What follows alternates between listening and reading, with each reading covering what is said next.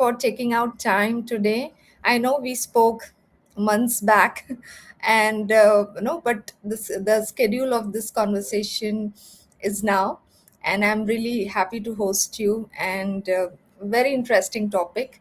So, for all the listeners who are watching this live, I have Joseph from UK, and he has been a coach, he's been a mentor, and a strategist at heart. So, Joseph, before we start the conversation as the topic today, please introduce yourself so that people can get related with you. Okay, Ranjini, thank you very much for inviting me. I'm delighted to be with you here and with everybody else. Ranjini said I do strategy, business strategy, and I've been doing that for the last 20 years. I started out, after university, I started out in brand marketing, and I joined a lot of conversations that I didn't understand. And then I, after about 10 years working on top brands, really, international brands, drink and food, things like coffee and stuff like that for corporations, I got involved in a startup, which turned out to be the precursor to call centers. And after 14 years, that business was sold. So I've been in a startup from the beginning, taken it as part of the team to exit, and I've subsequently been involved in about 6 other startups of different kinds. So I started out in corporate, then advertising, then startups. And there was, all of that was great, except round about when I was 30, I felt there was too much concentration on the business side of things. And I wanted to bring, and the only way I can say it is I wanted to bring spirit back, soul back to the center of my work, because I was missing it. And I then sought out people who responded to that. And we sort of tried to make that work in a business context, which is not always easy, but that's what we've been doing. And I've been doing that ever since, which has led me into the work that I'm doing, really. So how do you have that kind of conversation in a scientific way, in a way, so that it's acceptable within a business context and delivers the value that the business is looking for? So that's me. Yeah. So another strategist, so there are 2 strategists talking today, and we have a very interesting topic. As you said, you have been working with startups, and we are we are going to talk more about a CEO's mind, more than strategy, what this mind actually plays in getting to where the company wants to go. And I feel startups are a place where the idea to reality begins, the process of creating that. So let's dive into the topic itself. So my first question to you is, you say strategy begins in the mind of the CEO, not in the market. So what does that mean in practice? Yeah, okay. So having made mistakes of thinking that market segmentation would deliver the answer, I started to look elsewhere. I observed that it seemed to me strategies didn't fail in the business analysis and that kind of thing. So where is it failing? And I came to the conclusion that it was the subjective experience of the people that were developing and delivering the strategies. What do I mean by that? How are they thinking? How are they feeling? How do we navigate that invisible world in a way that can be codified and used? So I got involved in lots of different types of communication skills trainings, but this particular group that's relevant here is NLP, neuro-linguistic programming, and they have something. The core competence of that is modeling, and enables the practitioner to track and code the language patterns, the verbal and non-verbal patterns of the individual that they're working with. Okay, according to the senses. So if you think, how many senses have we got? 5. It's very difficult to explain yourself without using your senses. The senses are the closest thing to experience, right? So the words that are going to come out are going to be linked to the senses, and it's not as random as you think. And NLP's kind of coded that. And the other part of that is inquiry. So in a lot of business, have I dropped or am I still there? I think I've dropped. No, you're there. I'm there. Oh, right. Okay. In a lot of, what was I talking about? Inquiry. Yeah. So, about the senses. Yeah, inquiry is a process. It's essentially a conversation, and it's a structured conversation. But if you ask a person a question, they can't help but reflect on the question. In other words, they internalize. If you ask people another question, they're going to internalize more. If they like the questions that you're asking, it's going to go deeper and deeper and deeper. And if you ask those questions for a couple of hours without an opinion, so as the practitioner, without any opinion, without interfering with that person's experience at all, they're going to drop through their thinking, drop through their feeling, and they're going to drop into an awareness where they can see their thinking and see their feeling. And this then sort of gives them, that awareness starts to give them some options. And the NLP enables us to code that and reflect that back to that individual so they can begin to use it, if that makes sense. Yeah. So they then become aware of the rainbow that they are. Yeah. Really. But they can see it and they can use it rather than it just being something that's happening. Yeah. Now, why is that important? Yeah, I can completely agree with you. Go ahead, Joseph. You were saying something. No, well, I was just going to say, why is that important? Is because this is the bit that doesn't get articulated and then translated into the business strategy and the operational procedures and goals, because people don't have that conversation in enough detail and enough subtlety to know what it is that is really getting them moving. Because in everyday life, there isn't room for that. You know, we're normally protecting ourselves from the barrage of things that are coming at us. So it's a beautiful inquiry into the subjective experience, which can then be brought back in the other direction and articulated and encapsulated to help form the strategy and the more subtle elements that deliver the experience of the strategy that you want delivered. And if that's not done, you get someone like a CEO falling out with head of production, and they don't know why. And after a couple of years of falling out, they'll destroy the business, and they'll think it's about personality, and it's not. It's about their unwillingness in the first place to go deep down to find out what this is really about and to explain it to each other and discuss it, and then find a frame of reference where they can both live in the same frame of reference, knowing what this conversation is about. And I've seen startups with 100 millions invested in them fail because of this. I've seen mature companies fail because of this. And I thought, I want a solution, right? Yeah. That's wonderful. Good. Wonderful. Yeah. Thank you so much for sharing. And this is where, where people, if they're listening this live or over a replay, could start thinking like why certain strategies, doesn't work. So is that the strategy or is that them? Okay. So let's move on and let's understand this process of clarifying thinking, though you have already shared, a little bit in earlier. But how do people, CEOs actually can approach this strategy? If you could share from that perspective. How do we approach it? Right. Okay.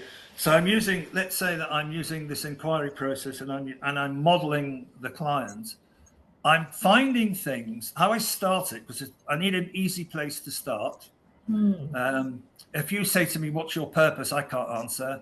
I think, oh God, hang on, did I write it down? Where is it? Is it really the same today as it was yesterday? We start with things that people unashamedly enjoy doing. The smallest thing: reading, knitting, cooking, talking to their children, whatever it is. And then we use a chunking up language pattern to take them to a higher, more abstract place. If you get 3 of those and abstract them, you're going to come out with something that says freedom. It's going to say reorganize the operation. It's going to say big things. And you're going to get your vision from what you love doing in the garden, right? It's just a language pattern. The language pattern takes you through the different levels of your abstraction. It takes you through the different levels. Then you can take, to find out where the fire really is, you can go to the backstory. Literally, the words are, tell me more, right? And then keep you, tell me more. And then people will go back to the significant events which anchor why there's such an emotional content around this particular thing. And you get 3 of those and you've got 3 real values, and you don't need to remember them because they're in your body. You do actually want the words, so that you can tell somebody else and see if they want to join in. So you're finding out what you're, through looking at something that you unashamedly enjoy doing, not something that you had difficulty doing, something that the body is completely congruent with, completely enjoying. Then you can use that to find your vision, your purpose, and your values. You can they just fall out, right? It's and of course it's solid, and I can probably give you an example of that. And then you want to say, well, okay, what are the business objectives and what's the strategy? How are we going to achieve that? And you want that once you've set your objective, which some people call mission, then you want to say, okay, how? And so the word is how. Want to go from A to B. How are we going to do that? And I'm seeing if I can remember, but I dropped into one of your other things, and it was about finding a new operational system designed by women. Now, that is a strategy.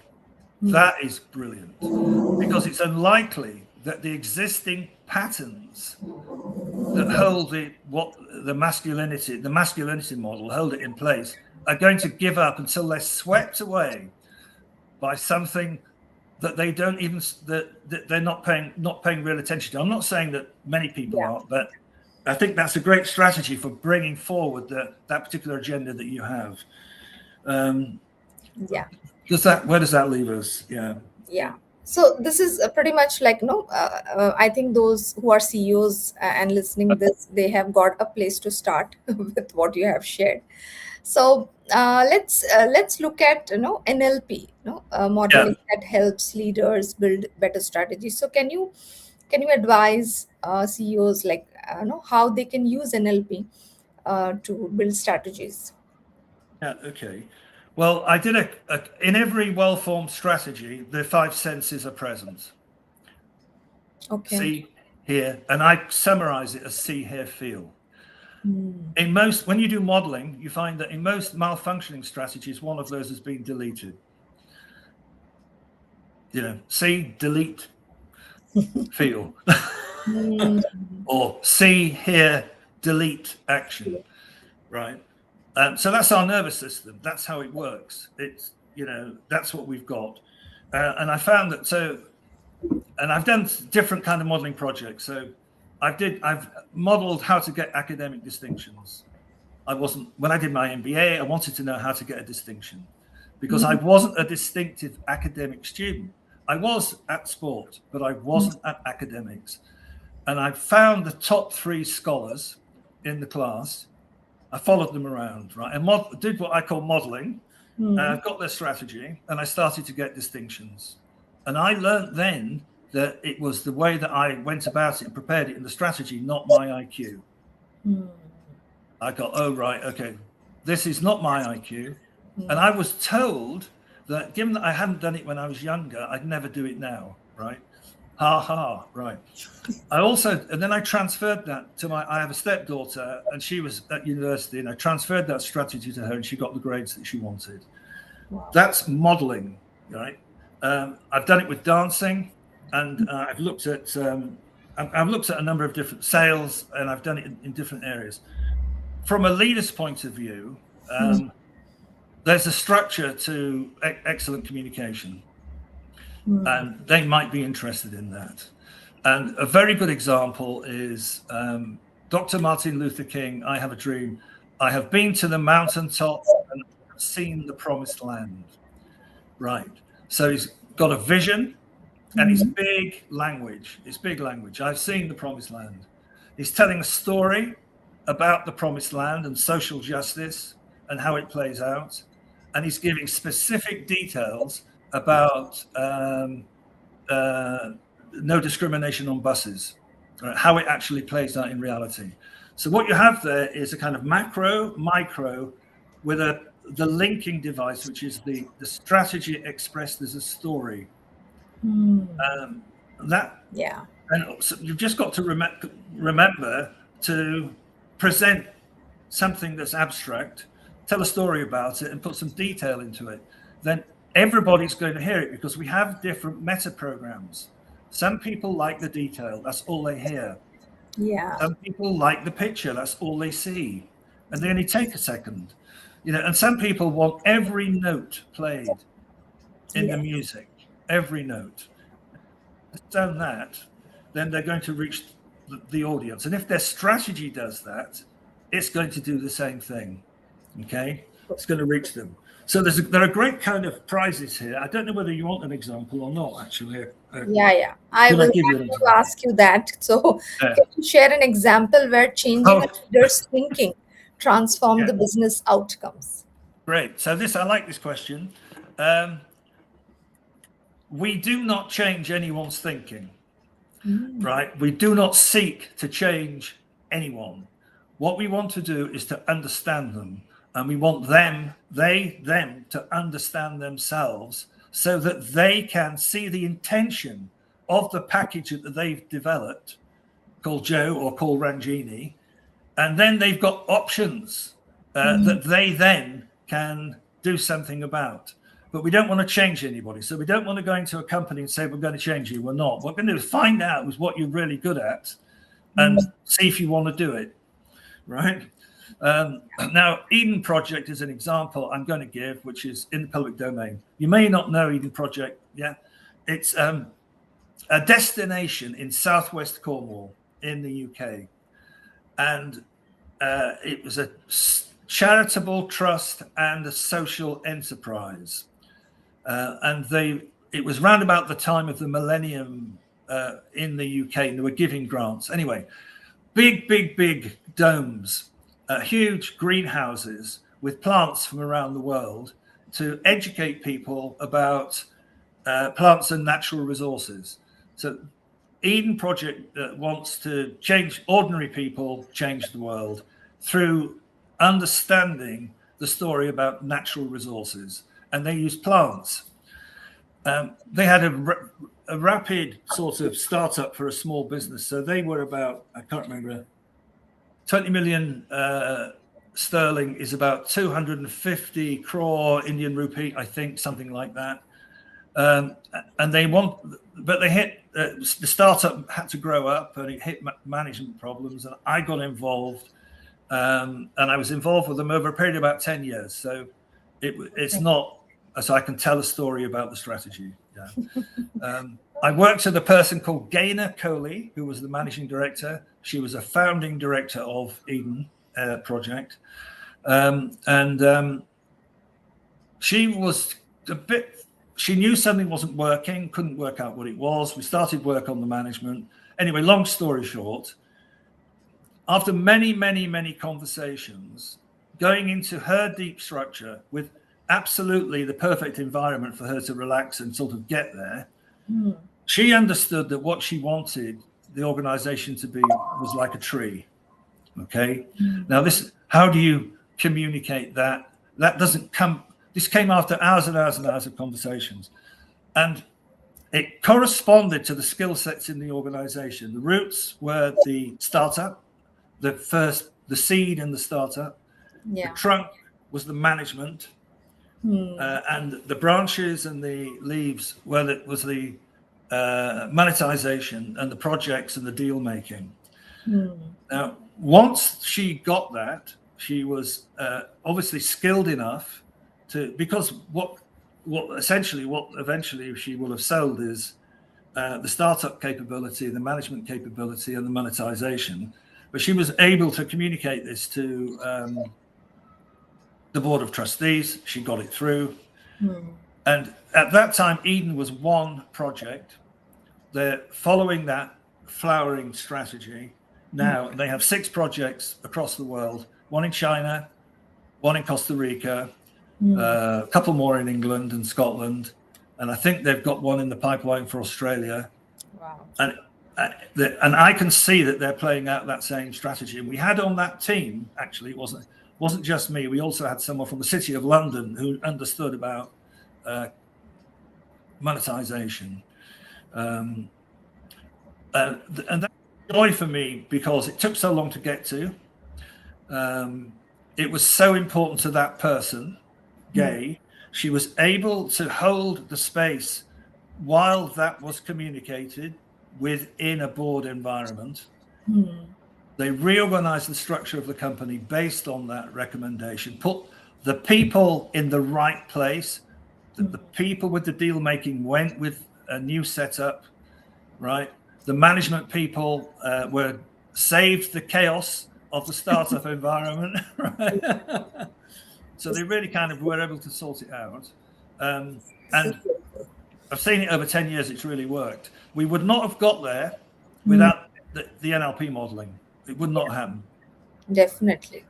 This is very powerful, and thank you so much for sharing, Joseph. And like as people are listening and they get curious and they want to connect with you, how do they connect with you? Like, where are you most active on social media? How they can reach out if they want to have a conversation beyond this? Yeah. Present. YouTube, ZPS TV, ZPS TV. Okay. LinkedIn, ZPS 134. Okay, great. ZPS 134. Wonderful. Yeah. So that's where. Yeah. Sorry. Yeah. So I think like I found you on LinkedIn, and easiest way is to send him a message, and then he will respond, and you can start your conversation. So let's get into the next question. How important is alignment between personal strategy and business strategy? What happens if there is a disconnect between the two? What happens if there's a disconnect? I did think about that. It's important to have common ground or coherence. You don't all have to have everything the same. But if you've got you want your business in a way to be, you want to be able to fulfill your personal strategy within a business context, in my opinion. So you want the business to recognize you have a life, you have personal ambitions, they need to be fulfilled as well as the business achieving its objectives. Okay.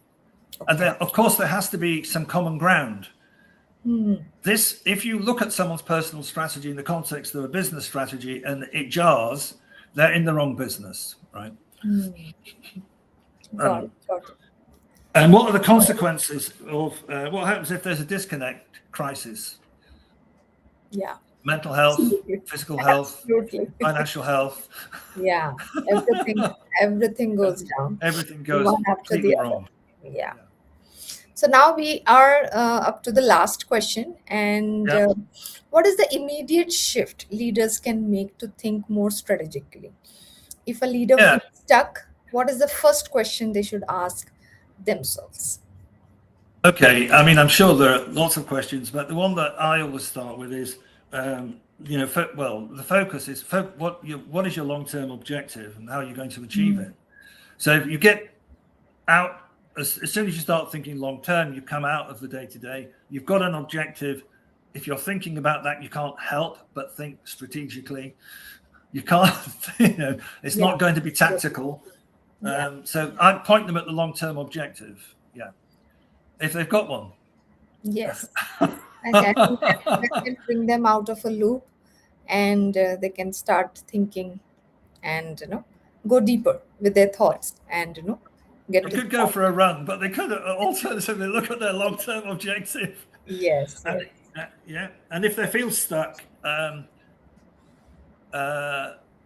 because they're in that loop, the question I would ask is, who should I talk to? Yeah. Yes. So there is a pattern going on. I get in loops. At some point, I have to say, I don't seem to be resolving this. I've gone to the gym. That doesn't seem to be resolving it.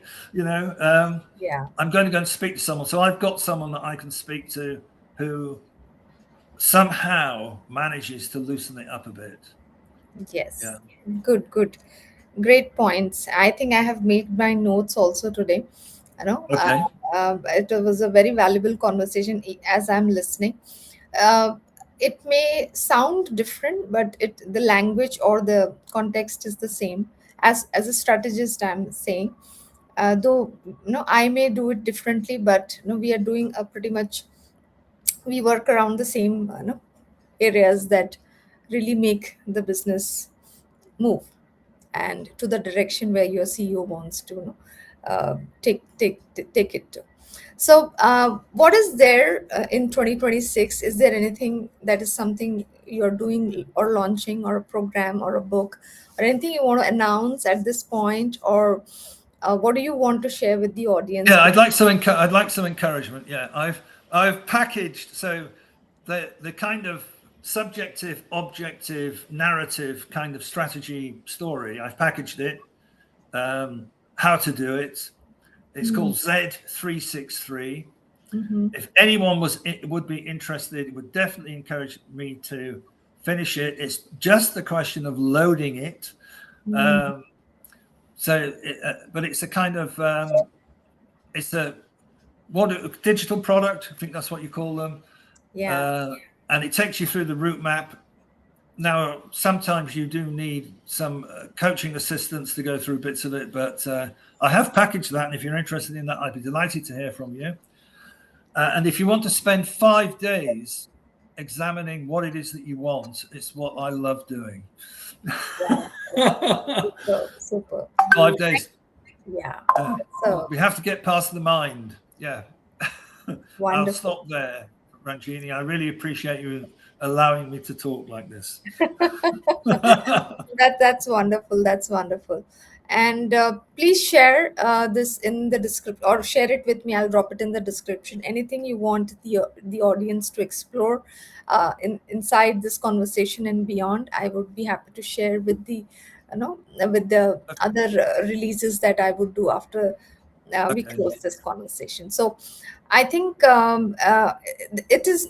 We couldn't even scratch the surface of it. I would say we were just trying to give you a glimpse of the kind of work we do in terms of really bringing, not really changing the person, the CEO's mind, but really finding what is going to work for them to make it work for their business as well as their personal life. So thank you so much, Joseph, and I look forward to having more conversations with you, maybe some other day, some other topic. And until then, any closing message for the people? Okay. Thank you. Thank you very much. Thank you. Take care. Have a great day ahead, and bye for now.